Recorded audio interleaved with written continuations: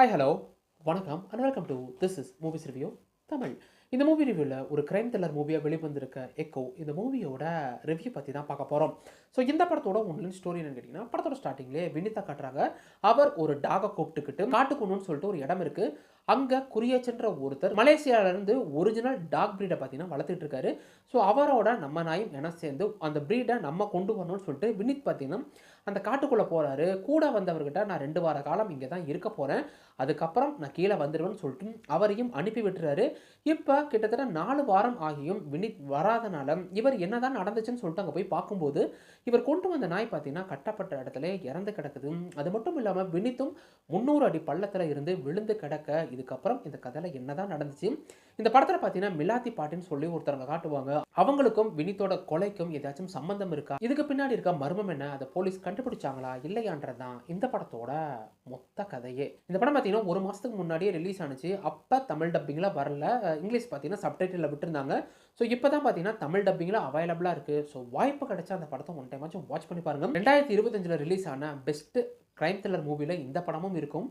இந்த படம் பார்த்தீங்கன்னா நான் அவ்வளோ ஆச்சரியப்படுத்திருச்சு. இந்த படம் அனிமல் ட்ரையாலஜியில் இல்லை கிரைம் ஃபைல்ஸாக இருக்கட்டும், இல்லை இதுக்கு முன்னாடி வந்த கிஷ்கிந்தா காண்டம்னு சொல்லிட்டு அதே டீம் தான் பார்த்தீங்கன்னா இந்த படத்தையும் எடுத்திருக்கு. இந்த படங்கள்லாம் பார்த்தீங்கன்னா அனிமலை பேஸ் பண்ணி தான் எடுத்திருப்பாங்க. இந்த படத்தையும் பார்த்தீங்கன்னா டாக் ஒரு மேஜர் ரோலே கொடுத்துருப்பாங்க. இந்த படம் பார்த்தீங்கன்னா கிட்டத்தட்ட 2 மணி நேரம் தான் ஓடுது.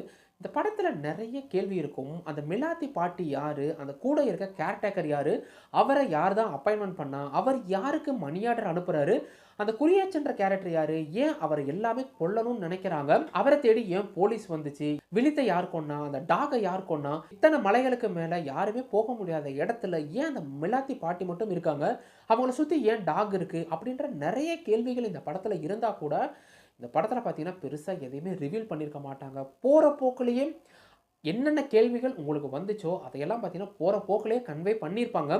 ஆனால் இந்த படத்தில் இருக்க பெரிய பிரச்சனையும் அதுதான். நீங்கள் ஒரு லேமேன் ஆடியனாக இருந்தாலோ இல்லை ஜென்ரல் ஆடியன்ஸோ இருந்தாலும் இந்த படத்தை புரிஞ்சுக்கிறது கஷ்டம். கிளைமேக்ஸில் பார்த்தீங்கன்னா தரமான ஒரு ட்விஸ்ட் வச்சுருப்பாங்க. கண்டிப்பாக எனக்கு அது அன்எக்ஸ்பெக்டடாக இருந்துச்சு, அது ஜஸ்டிஃபைங்காகவும் இருந்துச்சு. நிறைய மூவிஸ் பார்க்குறவங்களுக்கு அது இதுதான் சொல்லி புரிஞ்சிடும். ஆனால் லேமேன் ஆடியன்ஸுக்கு இந்த படம் எந்த அளவுக்கு கன்வே ஆக போகுதுன்னு தெரியல. ஆனால் எதையுமே இந்த படத்தில் பார்த்தீங்கன்னா ஓப்பனாக பதில் சொல்லியிருக்க மாட்டாங்க. ஆனால் என்னை பொறுத்த வரைக்கும் அதுதான் இந்த படத்தை இன்னமுமே மெருகேற்றி காட்டுது. நம்ம சொன்ன மாதிரி இந்த படத்தில் டாக் தான் மேஜர் ரோலாக இருந்தால் கூட அந்த டாகெல்லாம் எப்படிப்பா நடிக்க வச்சிங்கன்ற அளவுக்கு படம் பார்த்தீங்கன்னா வேறு லெவல்லே இருக்குது. ஸோ வாய்ப்பு கிடைச்சா படத்தை ஒன் டைமாச்சும் வாட்ச் பண்ணி பாருங்கள். படத்தில் பார்த்தீங்கன்னா பெருசாக அடல் கண்டென்ட்டாக எதுவும் இல்லை. ஸோ ஃபேமிலியோடு நீங்கள் தாராளமாக உட்காந்து பார்க்கலாம். படம் பார்த்து புரியல அப்படின்னா யூடியூப்பில் பார்த்தீங்கன்னா எக்ஸ்ப்ளனேஷன் வீடியோவும் போட்டிருக்காங்க.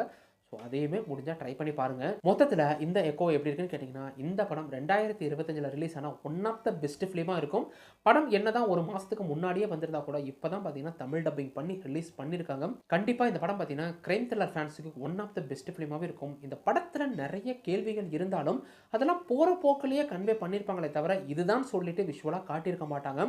அதுதான் என்னை பொறுத்த வரைக்கும் இன்னுமே இந்த படத்தை மெருகேற்றி காட்டுது. கிளைமேக்ஸ் ட்விஸ்ட்லாம் கண்டிப்பாக எக்ஸ்பெக்ட் பண்ணவே மாட்டீங்க. இந்த படத்தோட எக்ஸ்ப்ளனேஷன் புரியலை அப்படின்னா யூடியூப்பில் அதுக்குன்னு தனியாக எக்ஸ்ப்ளனேஷன் வீடியோவும் போட்டிருக்காங்க. என்னை பொறுத்த வரைக்கும் பார்த்தீங்கன்னா இந்த படம் கண்டிப்பாக ஒன் ஆஃப் த ஃபேவரட் ஃபிலிமாக இருக்கும். ஸோ வாய்ப்பு கிடைச்சா அந்த படத்தை ஒன் டைமாச்சும் வாட்ச் பண்ணி பாருங்கள். படத்தில் பெருசாக எந்த ஒரு அடல் கண்டென்ட்டும் இல்லை.